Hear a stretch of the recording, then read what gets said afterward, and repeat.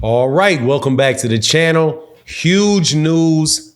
Apparently, Terence Bud Crawford has been stripped of his IBF title, and Jaron Boots Ennis is now the IBF champion of the world.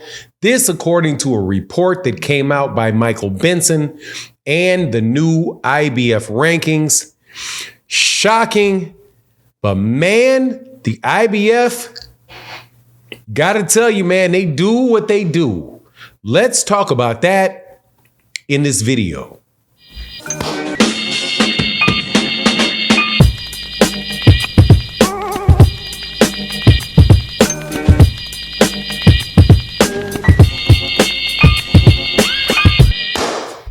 All right, welcome back to the channel. It's your boy Fanon, and in this video, we've got breaking news where Michael Benson is reporting that Terence Crawford has seemingly now been stripped of his IBF world title, and Jaron Ennis has been upgraded from interim to world champion.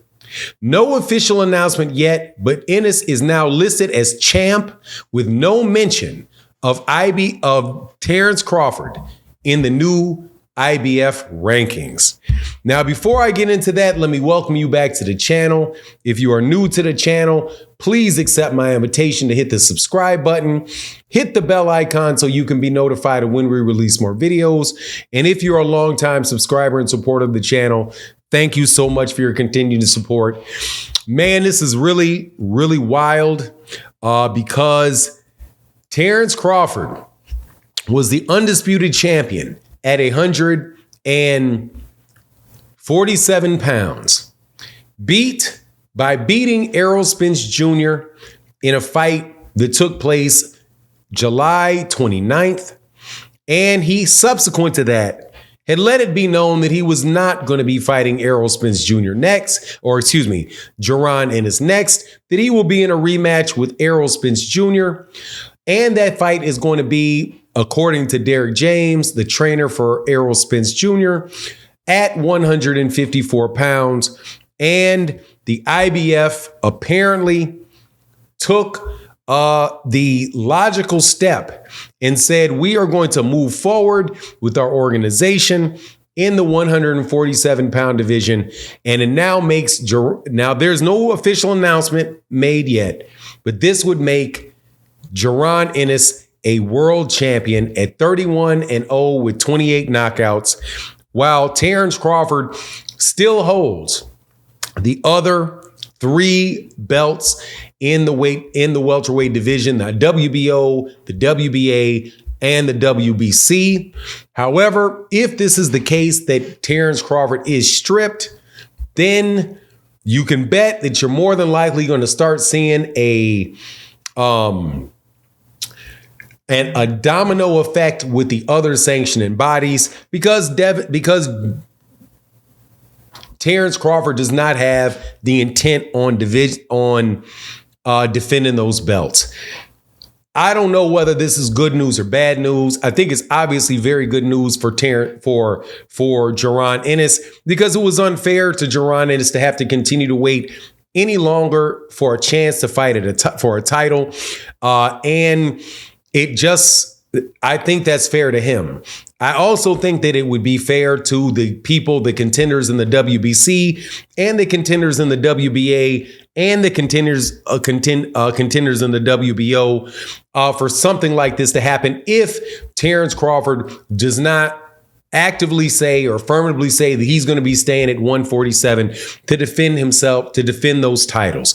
If he's not going to defend the titles, then, hey, man, if he doesn't relinquish them, stripping him is the best way to go about it for the fighters that are in that division. And when I mean for the fighters of that division, I mean all of them and all of the guys that have an opportunity to fight for a championship.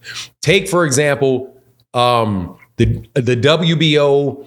I don't know. Alexis Rocha just got beat, and he was the mandatory for that title shot. But before that, the mandatory had been Sean Porter. Sean Porter got that opportunity to fight for that belt. But the WBA, the WBC, and the IBF, it's been a long time that, since any one of those guys that have been in that rankings the entire time got their opportunity.